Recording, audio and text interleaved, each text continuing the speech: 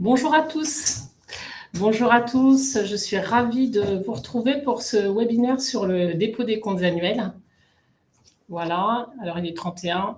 On va encore attendre peut-être une petite minute. Vous êtes nombreux à vous être inscrits et déjà nombreux en ligne. Donc ça, c'est génial. On va pas tarder à commencer.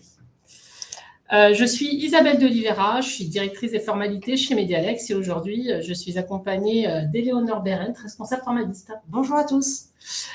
On a souhaité donc faire ce petit webinaire comme l'année passée pour vous donner quelques petits conseils, quelques tips, quelques retours d'expérience sur les dépôts de compte.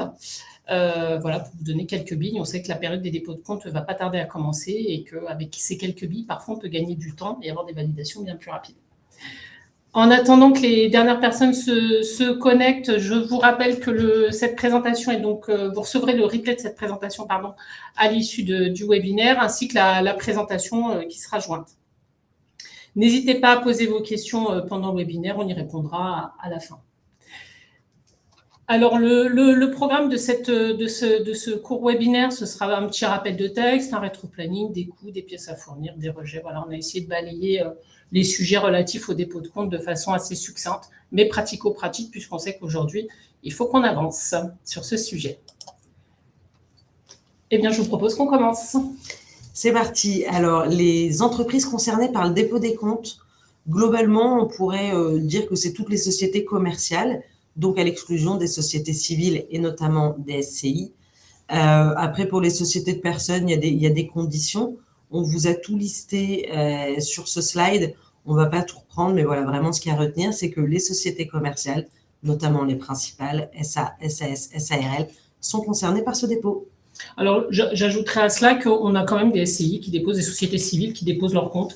Elles ne sont pas tenues de le faire. Néanmoins, jusqu'à présent, on n'a pas eu de rejet de greffe qui refusait de voir ces dépôts se faire. Tout à fait. Sur le rétro-planning de ce dépôt des comptes, alors on a une obligation effectivement de clôturer ses comptes de façon annuelle et à la date de l'exercice social. Donc, je clôture mes comptes. J'ai 6 mois maximum pour réunir une assemblée générale et les approuver.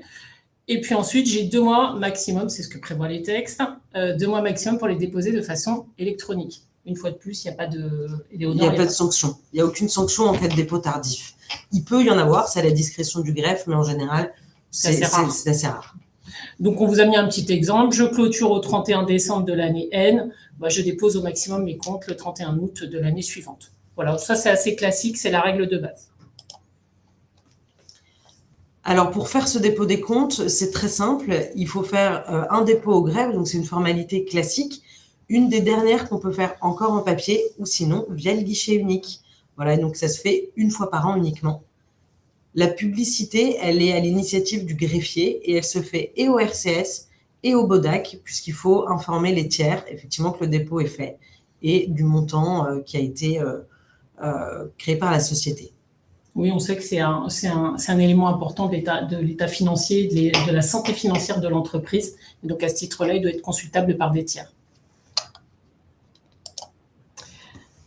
Que vous dire sur les pièces à fournir? Alors, les pièces à fournir pour les comptes sociaux, eh bien, c'est le bilan. J'ai remis actif-passif parce que parfois, il manque l'un des deux. Donc, le bilan avec l'actif et le passif, le compte de résultat et les annexes.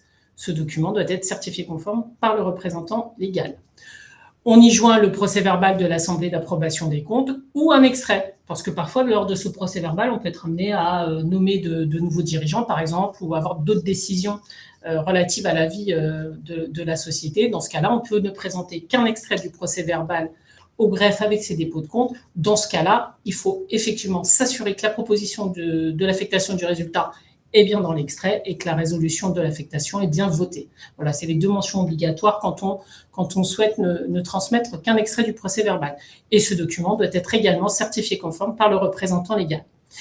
Et puis, quand on a un commissaire aux comptes dans la société, on joint le rapport du commissaire aux comptes. Tout à fait. Ce rapport doit être, attention, on l'a remis signé, parce qu'il arrive parfois que le commissaire aux comptes, quand il clôture les comptes, envoie une première version du rapport qui n'est pas signée, et que ce soit cette version qui soit transmise au greffe. Si le rapport n'est pas signé, évidemment, il n'est pas valable, et c'est un motif de rejet. Donc, s'assurer que la version qui est transmise pour le dépôt des comptes est bien signée par le commissaire aux comptes. Les coûts pour le dépôt des comptes, c'est une formalité qui n'est pas très onéreuse puisque c'est 44,77 € pour l'année 2026. Et quand on dépose des comptes consolidés en plus des comptes sociaux, on double le tarif et on passe à 89,54 €. Il faut être très vigilant. On peut avoir des frais de relance. Voilà, qu'on vous a mis en bas, c'est 2,71 € pour une première relance et un peu plus de 5,40 € pour une deuxième relance. Donc, il faut faire attention, notamment au moment de la réception de la facture. Alors là, la partie qui est pour nous, je pense, assez intéressante, puisque là, on a des vrais retours d'expérience sur les rejets fréquents. Les rejets, c'est quoi? C'est déjà une perte de temps, c'est des allers-retours avec le greffe, c'est parfois des allers-retours avec son propre client, ce qui peut parfois dégrader un petit peu la relation qu'on peut avoir avec son client. Donc, on s'assure de bien faire son dossier initialement. C'est se garantir d'avoir une formalité qui est validée dans les meilleurs délais et dans les meilleures conditions. Donc, on a listé ici quelques cas qui nous sont montés de façon fréquente. Et c'est vrai qu'on a un volume de dépôt de compte très important. C'est des milliers de dépôts de compte qu'on dépose à l'année. Donc, ça nous permet d'avoir un retour assez significatif des rejets qui peuvent être faits par les greffes. Effectivement, Isabelle, sur un petit peu notre expertise, un de nos rejets fréquents, c'est une demande de confidentialité pour les sociétés holding. Effectivement, ces sociétés sont exclues des dispositifs de confidentialité. Et donc, quand on a sorti son dépôt d'une demande de confidentialité, on a automatiquement un rejet du greffe. Exactement. On a également, Isabelle, on a déjà parlé, l'absence de signature conforme sur les différents documents déposés. Oui, là, on visait aussi le cas notamment des documents signés électroniquement. Il y a parfois des bugs lors de la signature électronique. Et donc, quand le document nous est transmis à nous ou au greffe, on ouvre le document, il y en a ou un message d'erreur ou la signature ne s'affiche pas, alors que ça a été signé électroniquement. Je ne sais pas si au moment de la signature, il y a eu un souci ou pas. En tout cas, le document tel qu'il nous est transmis ne mentionne pas de signature ou mentionne un message d'erreur. Assurez-vous de bien ouvrir le document et de s'assurer que la signature électronique est bien présente sur ce dernier. Tout à fait. On a aussi beaucoup le cas du procès-verbal incomplet. Alors souvent, on peut avoir, par exemple, dans la résolution, exercice clos au 31/12, sans y mentionner l'année. Ça peut être un cas assez récurrent ou des informations incomplètes, comme par exemple l'affectation du résultat. Il y a aussi l'incohérence des dates sur les procès-verbaux. Entre les différents documents, ça peut être, comme tu le disais il y a quelque temps, une erreur de copier-coller malheureux. Je reprends le PV de l'année dernière, j'oublie de changer la date pour redéposer les comptes de cette année. Ça peut être juste, j'ai joint les comptes de l'année dernière, de l'exercice précédent au lieu de l'exercice que je vais déposer. Voilà, c'est juste parfois ou de l'inattention, voilà, ça peut arriver face au volume de dépôt de compte. Ensuite, nous avons les mauvaises déclarations de confidentialité sélectionnées. Oui, là, par exemple, je demande la confidentialité moyenne entreprise et puis j'ai rempli le formulaire petite entreprise. Ça arrive assez régulièrement de prendre un formulaire de confidentialité. Il ne faut pas oublier qu'il y a plusieurs types de confidentialité et donc plusieurs types de formulaires pour demander les confidentialités référentes, enfin celles qu'on choisit en tout cas. On a aussi régulièrement le cas des annexes manquantes. Oui, c'est ce que je vous disais plus précédemment. Dans les comptes, parfois, on a le bilan, l'actif, le passif, le compte de résultat, et puis les annexes ont été zappées, oubliées. Donc, voilà, s'assurer qu'on a bien des annexes. L'erreur de CAC sur le CABIS. Alors oui, parce que parfois, il y a une formalité de nomination ou de changement qui n'a pas été passée avant la formalité. Le greffe, quand il reçoit le rapport du commissaire aux comptes, il vérifie quand même régulièrement que le commissaire aux comptes qui émet le rapport est celui qui est sur le CABIS, ou qu'il est du moins bien déclaré sur le CABIS. Et dans ce cas-là, c'est un motif de rejet et le greffe nous enjoint de faire la formalité de changement de CAC ou de nomination. L'absence de mention certifiée conforme, notamment sur les documents et les comptes scindés. Oui, parfois on scinde les documents dans un souci de dépôt pour la confidentialité et il est vrai qu'il convient de mettre la mention sur tous les documents scindés. Alors, certains d'entre vous doivent se dire « mais moi je ne l'ai pas fait et pourtant c'est passé ». Alors oui, il y a des tolérances, il y a des choses qui passent. Pour autant, ce n'est pas ce qui est prévu et ce n'est pas ce qui est dans la règle de l'art. Il convient de les certifier conformes pour éviter tout rejet. Ensuite, dans le cas de la confidentialité du compte de résultat uniquement. Alors, on a déjà eu le cas plusieurs fois. Donc, le compte de résultat est extrait du bilan. Donc là, j'ai pas de souci. Néanmoins, le bilan fait des références au compte de résultat ou le PV fait que, voilà, il y a des références, il y a des mentions au compte de résultat dans les autres documents, alors que justement on demande cette confidentialité. Et là, pour le coup, c'est un cas qu'on a rencontré récemment 2 ou 3 fois. Donc voilà un petit peu pour ces rejets assez récurrents. Et c'est vrai que si déjà sur ces aspects-là, on arrive déjà à balayer et à s'assurer que sur ça on est bon, on est déjà bien parti pour son dépôt. Si vous avez d'autres types de rejets fréquents que vous avez eus, n'hésitez pas à nous les mettre en commentaire pour qu'on puisse y revenir tout à l'heure. Oui. Le cas particulier, bien des comptes consolidés.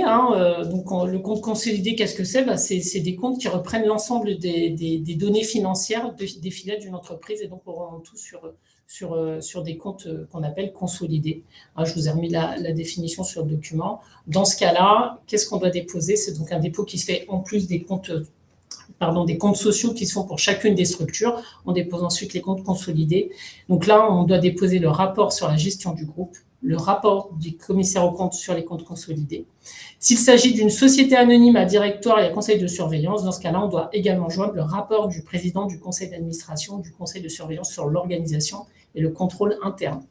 Ce dépôt des comptes ne fait pas l'objet d'une approbation des comptes puisque chaque compte a déjà été approuvé de son côté. Et le coût, tu le disais tout à l'heure, Éléonore, c'est le même qu'un dépôt des comptes sociaux. Donc, quand on fait dépôt des comptes sociaux et consolidés, il suffit de multiplier par 2 le frais de dépôt des comptes. Exactement. Un autre cas particulier sur les critères de confidentialité des comptes annuels.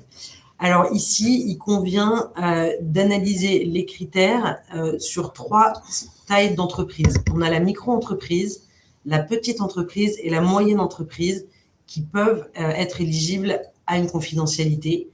On vous a remis l'intégralité des critères, sachant qu'il faut que 2 critères sur 3 ne soient pas dépassés pour pouvoir choisir sa catégorie. Il y a une exclusion globale en fonction de l'activité de certaines entreprises, et notamment pour les holdings. Tu l'as dit tout à l'heure. Exactement, qui ne sont pas éligibles à cette confidentialité. Voilà, donc on vous reprend un petit peu tous les critères. Et alors là, dans ce cas-là, pour les documents à déposer pour demander la confidentialité, il faut les comptes annuels complets. On vous a mis un petit peu plus haut la liste. Oui, c'est ce qu'on a vu il y a quelques Exactement. secondes. La déclaration de confidentialité signée, comme vous le rappelez Isabelle, il faut faire attention au formulaire qu'on choisit pour être bien sur la bonne taille de structure. Attention, vos clients d'une année sur l'autre peuvent aussi dépasser un seuil. Et c'est-à-dire qu'une micro-entreprise N-1 peut déclarer en N sur la confidentialité petite entreprise. Dans le cas de la confidentialité des petites entreprises, il faut sortir le bilan il faut sortir du bilan le compte de résultat. Qui voilà, n'est pas... Comme il sera confidentiel, de toute façon, il ne sera pas visible, donc ça. on le sort lors du dépôt. On le retire. Et il faut faire attention voilà, donc au formulaire choisi. On vous a mis en bas de page, donc vous l'aurez sur la présentation qui vous sera envoyée à l'issue du webinaire, on vous a mis le lien pour télécharger les modèles de confidentialité. Donc, on vous laisse checker, effectivement, voyez si les entreprises que vous êtes amenés à gérer rentrent dans l'un de ces critères, dans les critères qu'on vous a mentionnés plus haut, et puis remplir la bonne déclaration de confidentialité. Sur les cas particuliers, on a également les corrections d'un dépôt erroné. Alors, on a 2 cas dans lesquels on peut être amené à faire un nouveau dépôt pour corriger le précédent. C'est le cas de l'erreur matérielle. On s'est trompé sur l'affectation du résultat, il y a eu un souci particulier, sur le bilan, ce n'est pas la bonne version qui a été transmise, etc. Dans ce cas-là, effectivement, il faut réunir une AG pour constater l'erreur matérielle, en indiquant clairement quelle est l'erreur matérielle. Et puis, on redépose les documents classiques, c'est-à-dire le compte de résultat, le bilan, pardon, et le rapport du CAC. Dans certains cas, ce nouveau dépôt peut annuler et remplacer le précédent. Là, on est sur de la pratique greffe. Il n'y a pas vraiment de règles. Il y a des greffes qui acceptent d'annuler et de remplacer purement le dépôt erroné. Dans ce cas-là, parfois pas du tout. Voilà. En tout cas, sachez que c'est possible de corriger une erreur matérielle sur un dépôt des comptes. On a également l'autre cas qui est j'ai déposé mes comptes et au moment du dépôt, j'ai oublié de demander la confidentialité. Alors là, bon, c'est vraiment ballot parce que là, pour le coup, ça ne viendra jamais remplacer le dépôt initial. C'est pas prévu et les greffes ne le font pas. Il faut savoir aussi qu'une fois que le dépôt a été fait, des données sont transmises à certains sites gratuits qu'on nommera pas ici, mais il y en a pléthore où on peut aller chercher des données et des actes de société de façon gratuite. Dans ce cas-là, si vous avez déposé sans confidentialité, les données financières sont parties brutes sur ces sites. Dans ce cas-là, le mieux, c'est de les contacter, demander le retrait de ces données. Mais en tout cas, quand je ferai mon dépôt, donc le nouveau dépôt avec la confidentialité, il ne vient pas annuler le précédent. Néanmoins, il est celui qui est en haut de la liste. Alors, on estime pourquoi le faire dans ce cas-là. Vous allez me dire, le premier dépôt a déjà été fait sans la confidentialité. Oui, mais peut-être que quelqu'un qui va se connecter ne regardera que le dernier dépôt et c'est celui avec la confidentialité. Voilà. Dans ce cas-là, est-ce qu'il faut faire la correction ou pas? La question peut se poser. Sachez juste que ça ne viendra pas écraser le dépôt initial, donc sans confidentialité. Et une fois de plus, les données, elles ont déjà, entre guillemets, fuité sur des sites, sur différents sites en plus, concernant ce qui a été déposé initialement. Voilà ce qu'on peut vous dire sur ces cas particuliers de correction de dépôt erroné. Alors, on vous a fait un petit slide sur les conseils et infos pratiques qui relèvent vraiment de notre expérience et de ce qu'on peut voir tous les ans. Dans le cas des dépôts de comptes avec confidentialité petite et moyenne entreprise avec un CAC, il faut faire attention à bien déposer 2 demandes de confidentialité en même temps, la demande de confidentialité des comptes sociaux et celle du rapport du CAC. Voilà, qu'on a tendance souvent à oublier, mais c'est vraiment 2 demandes distinctes. Tout à fait. Le deuxième point, parce qu'on le voit encore régulièrement, mais ça c'est parce que c'est une question de pratique. Quand on déposait les comptes précédemment, qu'on les envoyait au greffe, ou qu'on les déposait sur InfoGreffe, on ne joignait pas de pouvoir. Sur le guichet unique, c'est une pièce obligatoire et on peut avoir des rejets de greffe parce qu'on n'a pas joint la pièce. Donc voilà, pensez à faire compléter un pouvoir par le représentant légal de la société.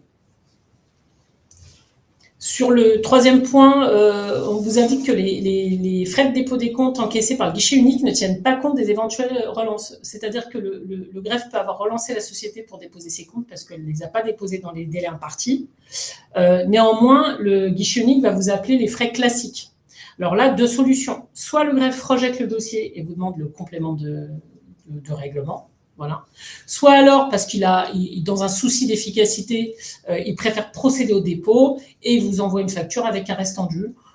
Voilà. Donc, on vous invite à bien regarder la facture, c'est un restant dû à le régler pour éviter de se retrouver bloqué sur une prochaine formalité, par exemple. Exactement, parce que ça arrive que le greffe, s'il n'est pas payé, refuse de faire passer une formalité que vous feriez quelques mois après, dans l'attente de la régularisation du compte. Exactement. Ensuite, il y a une distinction entre les holdings actives et les holdings passives pour la demande de confidentialité. Les holdings passives, qui répondent aux critères de micro-entreprise, peuvent être éligibles à la confidentialité, mais pas les micro-entreprises holding actives. Alors, la différence, c'est les holdings actives sont celles qui ont pour objet uniquement la gestion de titres et participations, et les passives sont celles qui, au-delà de cette participation, ont également une activité propre. Pour les petites entreprises qui déposent des comptes consolidés, il n'y a pas de dispositif de confidentialité, comme on vous le disait un petit peu plus tôt dans le webinaire. Et puis, dans le cas de la confidentialité petites entreprises, alors ça, on l'a peut-être dit précédemment, mais on réinsiste, pensez à bien scinder tous les documents, puisqu'ils font l'objet de confidentialité. Pensez surtout à bien les certifier conformes chaque document. Voilà, parce que vraiment on insiste parce que c'est des rejets très fréquents. Les contrôleurs au greffe ont un œil avisé sur un certain nombre de documents. Et c'est vrai que les documents avec confidentialité, l'œil est encore plus avisé. Et donc le contrôle est encore plus important sur ce type de dépôt.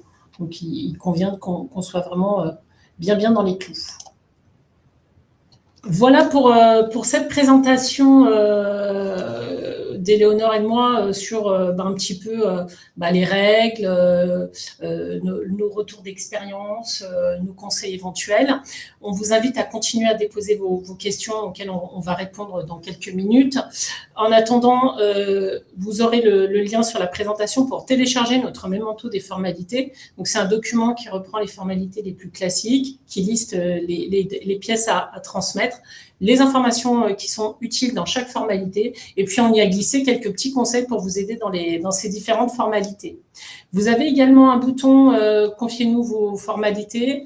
N'hésitez pas, si vous voulez des informations sur les formalités ou sur nos prestations de dépôt des comptes. Sachez qu'en ce moment, il y a une offre spéciale pour les dépôts des comptes. Donc, voilà, vous cliquez et puis vous serez contacté très prochainement pour pouvoir répondre à toutes vos questions et vos interrogations.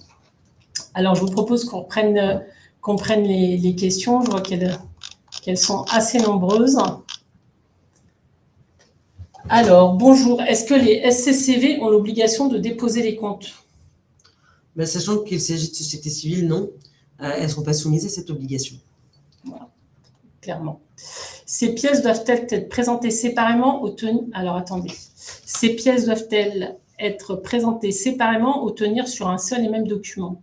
Alors, dans le cas des documents scindés, vous allez voir sur le... Alors, si c'est vous qui faites les formalités, il va falloir les mettre dans des cases bien précises. Hein. Donc, il faut vraiment scinder les pièces et ne pas les envoyer dans un seul et même document. Comme ça, on s'assure que les documents sont bien déposés. Et voilà, et de manière vraiment très pratique avec l'expérience, quand les documents sont scindés, ça permet de s'assurer qu'on n'oublie pas les annexes ou qu'on n'oublie pas un document en particulier. Alors, comment doit être déposé le rapport du CAC? Le bilan est toujours joint au rapport. La confidentialité petite entreprise est une grosse difficulté pour le bilan joint. Alors, dans ce cas-là, effectivement, vous m'indiquez le bilan est toujours joint. Alors, parfois, dans le rapport du CAC, on n'a vraiment que l'information du rapport sans le bilan. En tout cas, vraiment, il faut aller scinder et sortir le compte des résultats. Enfin, voilà. Sinon, vous ne pourrez pas demander la confidentialité sur les petites entreprises. Je sais que c'est compliqué, mais là aussi, c'est un motif de rejet qu'on a eu régulièrement. C'est quand le rapport du CAC reprend l'ensemble des données. Oui. Puisque là, si vous déposez, il faut savoir une chose, c'est que si vous déposez un document, le greffe ne le scindera pas. Le greffe ne va pas aller chercher les informations qu'il va publier ou non. Donc, s'il estime que dans le document qui a été joint sur le guichet unique, il y a des informations qui sont liées à une confidentialité, il rejettera le dossier. Donc là, c'est une question de Delphine. Delphine, ce que je vous conseille, c'est de le retirer vous-même, en fait. Dans ce cas-là, précisément, ça ne pourra pas être possible. Mais effectivement, c'est une difficulté. Je vous rejoins là-dessus. Alors, certains greffes acceptent, sûrement à tort, la confidentialité pour une société holding. C'est le cas du greffe de Reims. Alors, effectivement, comme on vous l'indiquait, il y a les textes et il y a les greffes. Voilà. Chaque greffe a un petit peu des pratiques différentes. Certains vont l'accepter, d'autres non. Alors, tant mieux pour ces holdings qui le demandent. Et tant pis pour les gens qui voudraient consulter ces comptes-là. Après, il existe toujours des possibilités de contester cette confidentialité par des requêtes auprès du greffe, mais voilà, voir si c'est vraiment nécessaire. Et puis, il y a toujours dans les formalités, que ce soit le dépôt des comptes ou toutes les autres formalités au greffe, il y a les textes, il y a la pratique et puis il y a ce qui parfois n'est pas vu non plus. Donc voilà, il y a vraiment 3 cas. Après, effectivement, quand on a une activité de holding, eh bien, on peut effectivement se dire, comme ça, je n'ai pas déposé mes comptes. C'est aussi un souci de confidentialité propre. Donc, ça peut être aussi un conseil que vous pouvez donner aussi à vos clients, puisque pour le coup, si ça ne s'applique pas, ils n'ont pas publié leurs comptes. Oui. Et on sait aujourd'hui l'intérêt qu'ont beaucoup de clients à ne pas vouloir déposer les comptes pour justement que cette information ne soit pas diffusée aux tiers. Une question d'Élodie. Bonjour, si nous scindons les comptes, donc bilan, compte de résultats et annexes, doit-on mettre la mention et signature sur chaque PDF? Eh bien oui, effectivement, c'est ce qu'on vous a dit. Il faut bien remettre la mention certifié conforme et la signature. Vous la mettez en première page du document et comme ça, vous êtes tranquille. Okay. Pour un dépôt d'une moyenne entreprise, c'est une question de Véronique. Pour un dépôt d'une moyenne entreprise, le greffe de Paris me demande 2 points. Lorsqu'une société répond à la définition de moyenne entreprise, elle est tenue de déposer une version détaillée du bilan qui sera rendue confidentielle et une version publique. Oui, alors tout à fait, c'est des choses qui peuvent arriver. Alors une fois de plus, on est sur de la pratique greffe. il y a le dépôt du document officiel et le dépôt du document confidentiel. En réalité, c'est pourquoi le dépôt des comptes, il est obligatoire puisque le greffe du tribunal de commerce a une vision sur la santé financière des entreprises de son ressort. En revanche, pour la publication au tiers, là, vous pouvez effectivement choisir que vos concurrents n'aient pas accès à certains chiffres économiques, et notamment à une version détaillée de votre bilan. Une question de Nathalie qui nous dit « On ne peut pas forcer le paiement sur le guichet unique en cas de relance reçue. Le greffe demande une régularisation avec au passage 1,30 € de frais supplémentaires. » Oui, alors ce cas-là, on l'a pour les dépôts des comptes, mais comme pour toute formalité. C'est-à-dire que si l'appel de frais initial n'est pas bon, n'est pas conforme aux frais de greffe, et ça, on l'a beaucoup dans le cas du guichet unique et de beaucoup de formalités. Le greffe reçoit la formalité, pour lui, il n'a pas été suffisamment provisionné, donc il rejette le dossier pour réclamer parfois le BODAC de 116 €. Donc, il fait un appel de fonds en rejetant le dossier pour les 116 €, et effectivement, au passage, il facture 1,30 €. Voilà, c'est une pratique. Je sais qu'il y a des choses qui sont en discussion pour que ce soit pas forcément la pratique, mais voilà, on constate aussi, donc je vous confirme qu'effectivement, on le constate, c'est-à-dire que c'est pas du fait du déclarant l'omission de ces frais, néanmoins, le déclarant supporte les frais de rejet pour ces frais qui sont pas justes. Alors, Christelle qui s'interroge sur la différence entre holding passive et active. Alors, je l'ai évoqué brièvement, mais effectivement, ça va dépendre vraiment de l'activité réelle exercée. Donc, une holding classique, ça va être une holding active, ça va être la holding qui, dans son objet social, n'a pour mission que la gestion de titres et de participation, alors que la holding passive va avoir une activité propre, par exemple une industrie, et qui, en plus, va gérer les titres et participations de certaines de ses filiales. Mais ce ne sera pas son objet exclusif. On va prendre une dernière question parce que notre webinaire touche à sa fin. Une question de Marion. Comment est-ce possible que malgré la demande de confidentialité, notamment pour les PME, on retrouve le CA ou les résultats sur certains sites type Papers? Alors, moi, je ne sais pas où Papers va chercher ces données. Ce que je peux vous dire, c'est que vous pouvez toujours contacter ces différents sites et demander le retrait de vos informations et de vos actes. Voilà, il ne faut pas hésiter à le faire. Après, c'est clair que ça demande une surveillance. Et puis là, on parle de Papers alors qu'il y a de nombreux sites. Après, les plus courants, c'est quand même voilà, celui que vous citez. Il ne faut pas hésiter à prendre contact avec eux et leur demander de supprimer et les données et les documents qui sont mis à disposition pour la société. C'est un vrai sujet. Moi, je ne sais pas où les informations leur sont communiquées. Maintenant, c'est étonnant que si elles ne sont pas diffusées de façon publique au RCS, elles puissent apparaître sur Papers. Oui, c'est assez étonnant. Je suis étonnée. C'est assez étonnant, mais effectivement, si le cas se présente, je sais que pour ce site en particulier, il y a un formulaire très bien fait pour demander le retrait. Et ensuite, vous pouvez toujours contacter la CNIL qui reste le gendarme des données personnelles. Voilà, notre webinaire touche à sa fin. On espère, Éléonore et moi, qu'on a pu vous apporter quelques réponses à vos questions, quelques conseils qui vous seront utiles pour formaliser vos formalités dans les meilleurs délais et de façon la plus efficace possible. On vous retrouve prochainement pour d'autres événements, webinaires ou cercles juridiques, cafés juridiques et autres. On est toujours ravis d'aller au contact des professionnels comme nous. Et puis, écoutez, il ne nous reste plus qu'à vous souhaiter une excellente journée, ensoleillée pour beaucoup d'entre nous. Et puis, à très vite. À très bientôt. Bonne journée. Bonne journée, au revoir.